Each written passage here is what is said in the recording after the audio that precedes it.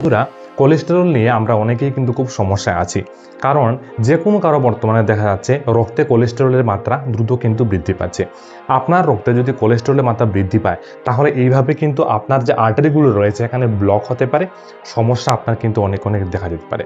যদি একটা পাইপ বলি, তাহলে এই পাইপের ভেতরে যেমন ময়লা আবর্জনা জমে, তেমনি কিন্তু আপনার রক্তনালীর ভেতরের দেয়ালে কিন্তু এমন ময়লা আবর্জনা বন্ধুরা অবশ্যই জমে যাবে যদি আপনার রক্তে কোলেস্টেরলের মাত্রা বেশি থাকে। আর যা থেকে পরবর্তী সময়ে আপনার বড় ধরনের রোগ, বিশেষ করে হার্ট অ্যাটাক হওয়ার সম্ভাবনা কিন্তু অনেক গুণ আপনার কিন্তু বৃদ্ধি পেয়ে যাবে। তাই আপনার কোলেস্টেরলটা কত রয়েছে রক্তে সেটা আপনি আজই পরীক্ষা করুন। তার জন্য আপনি যদি লিপিড প্রোফাইল পরীক্ষাটা আপনি করেন, তাহলে আপনি খুব সহজে বুঝে নিতে পারবেন যে আপনার রক্তের মধ্যে কোলেস্টেরলের মাত্রাটা কি রয়েছে। আমি নর্মাল লেভেলটা এখানে দিয়ে দিচ্ছি, দেখেন নি ভালোভাবে।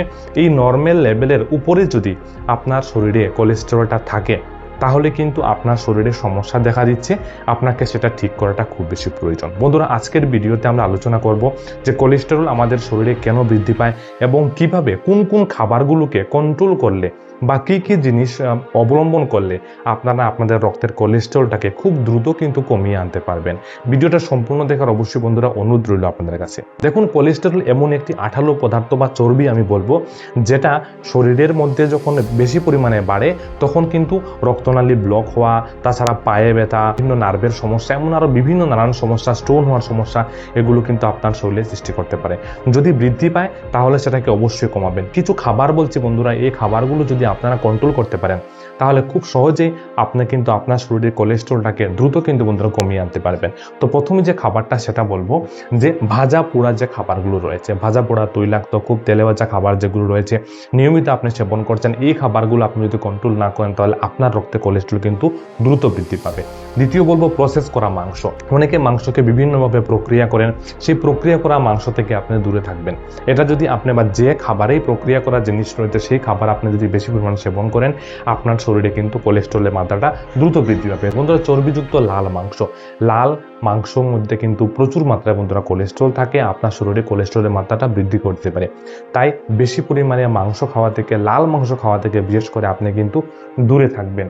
তাছাড়া ট্রান্সফ্যাট, যেমন যত সকলের বেকারি আইটেম রয়েছে বন্ধুরা, পাম অয়েল ইউজ করা হয়, তাছাড়া এগুলোর মধ্যে ট্রান্সফ্যাট প্রচুর মাত্রায় থাকে। বেকারি আইটেমে খুব বেশি বিস্কিটস, খুব বেশি টফি, খুব বেশি কেক, এগুলো আপনি খেতে পছন্দ করেন। এগুলো কিন্তু কোনো না কোনোভাবে আপনার রক্তে কিন্তু কোলেস্টেরলের মাত্রাটাকে বাড়িয়ে দিচ্ছে এবং পরবর্তী সময় আপনার কিন্তু বন্ধুরা সমস্যা দেখা দিতে পারে।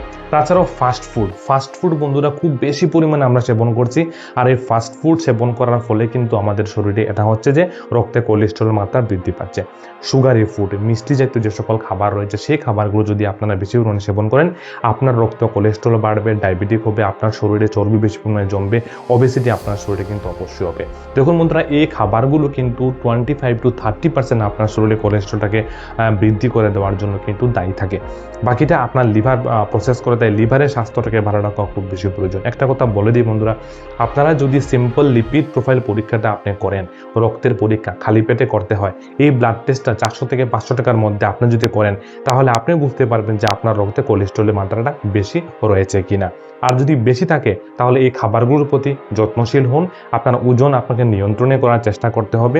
তারপরে যদি 1 থেকে 2 মাস আপনি এগুলো করার পরও যদি আপনার রক্তে কোলেস্টেরল না কমে, তাহলে অবশ্যই আপনাকে মেডিসিন কিন্তু নিতে হবে। বন্ধুরা, আপনারা যদি কমেন্ট করেন যে মেডিসিন, তাহলে আমি অবশ্যই মেডিসিন কিন্তু দিয়ে দেবো। কমেন্টে আপনাকে অবশ্যই লিখে দেওয়ার চেষ্টা করব। আশা করি ভিডিওটা আপনাদের উপকার আসবে। ভালো লাগলে লাইক, শেয়ার এবং ফলো করবেন, আমাদের চ্যানেলের সঙ্গে থাকবেন এবং এই খাবারগুলো থেকে যত পারেন ভাই দূরে থাকবেন। এগুলো শুধু যে কোলেস্টেরল বাড়ায় তা নয়, আপনার শরীরে বড় লাইফস্টাইল রিলেটেড ডিজিজ তৈরি করার জন্য এগুলো কিন্তু দায়ী থাকে। Thank you so much.